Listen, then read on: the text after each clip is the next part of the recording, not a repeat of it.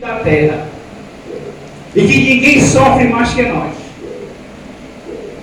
Mas por aqui a gente vê que havia outros barcos nesse momento que estavam passando pelas mesmas dificuldades que os discípulos de Jesus passaram aqui. Os discípulos, porque Jesus estava dormindo.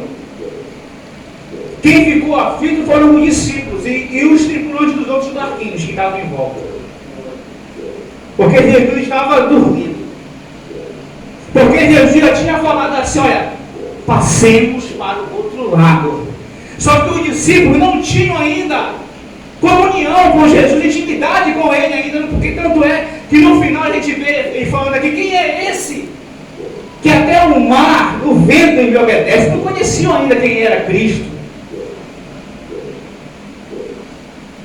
Só que Jesus já tinha falado, e quando Jesus fala, é assim que é, e nada vai mudar. Jesus tinha falado, passemos para a outra margem, nós vamos chegar do outro lado. Só que os discípulos eram o quê? Tímidos e tinham pouca fé. Só que eles não descansaram na palavra de Cristo. Cristo descansou na palavra que ele tinha dado. Tanto que ele estava dormindo na pomba. Tempestade, vento forte, Jesus dormindo na pomba. Porque ele sabia que aquele barco não ia afundar. E às vezes a gente pensa que o nosso problema é o maior de todos e que ninguém sofre mais que a gente. Mas a gente vê aqui, todo mundo aqui estava passando pela mesma dificuldade. Mas a resposta, a solução estava só numa pessoa, em Jesus Cristo. Cantando por isso então, povo de Deus, que a resposta para essas dificuldades, sejam elas quais forem, está em Jesus de Nazaré. Está nele a resposta para os nossos problemas, para as nossas aflições. E a Bíblia continua dizendo que chegou um momento em que eles resolveram chamar por Jesus. Eles resolveram clamar por Jesus Cristo, que não estava nem longe deles, estava perto, na pomba, dormindo ali, só esperando ser o quê? Chamado. A Bíblia fala, todo aquele que clamar, que invocar o nome do Senhor será salvo, irmãos. Só que eles não tinham pego ainda a visão, eles não estavam ainda na fé, eles estavam começando a caminhada deles ali com Deus, ainda no chamado que Jesus tinha para a vida dele. Até que eles falaram para Cristo assim, ó, mestre, que não te importa que a gente pereça, que não te importa com a minha situação, que não te importas com o meu problema, vai deixar-nos morrer nessa, sendo que Jesus já tinha falado, irmãos, que eles iam chegar lá onde eles tinham que chegar. A única coisa que eles precisavam era manter Jesus naquele barco. O que significa isso então, pastor? Eu não sei qual é o problema que vocês têm atravessado, que vocês têm enfrentado, mas a resposta e a solução continua em Jesus.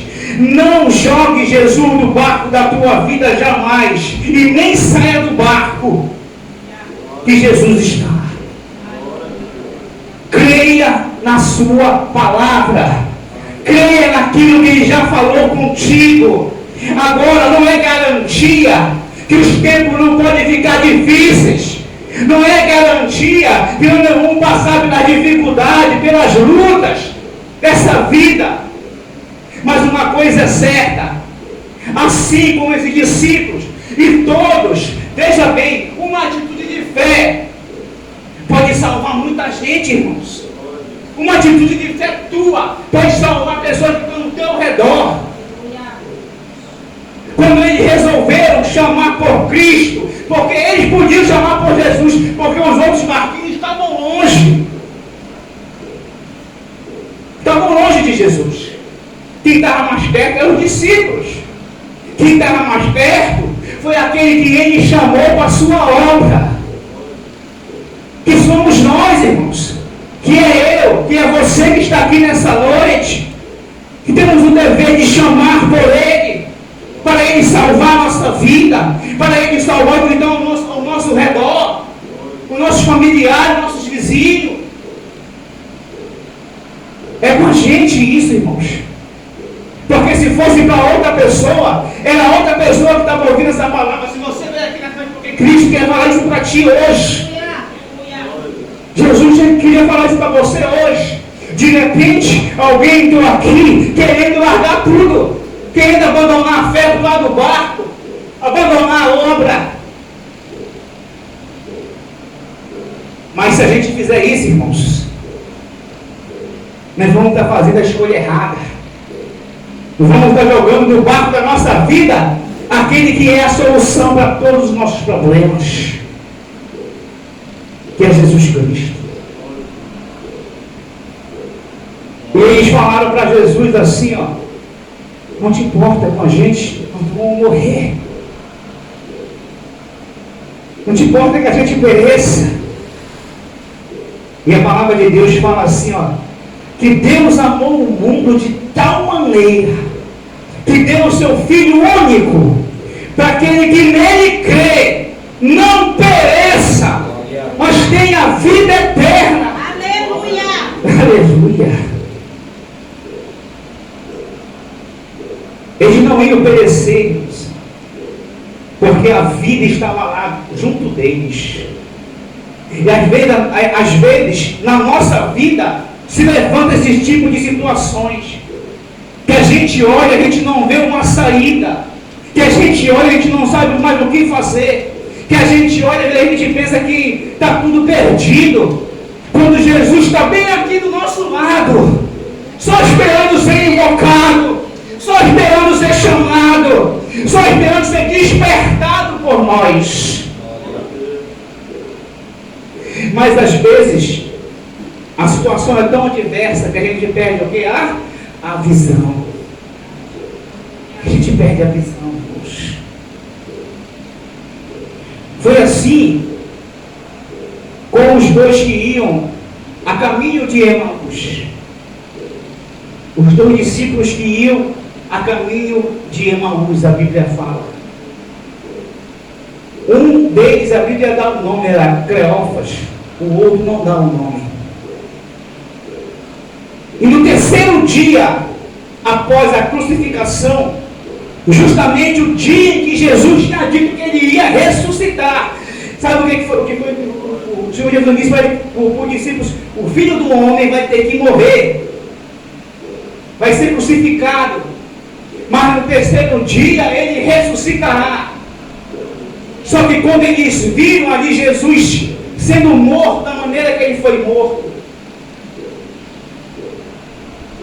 colocado ele no sepulcro, botaram a pedra no sepulcro,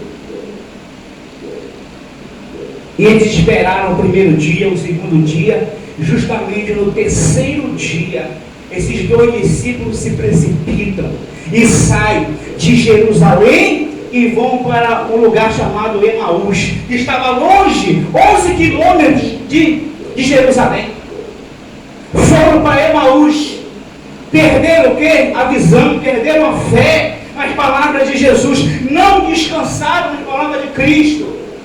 Jesus não enganou eles: o Filho do Homem vai perecer, ele vai sofrer, ele vai morrer, mas no terceiro dia ele vai ressuscitar.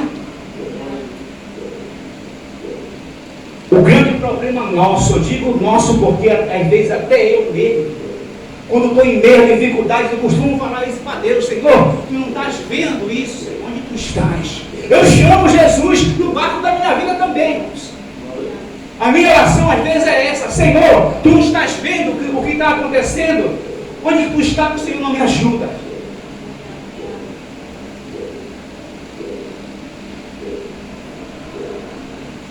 A gente precisa chamar, despertar Jesus no barco da nossa vida algumas vezes.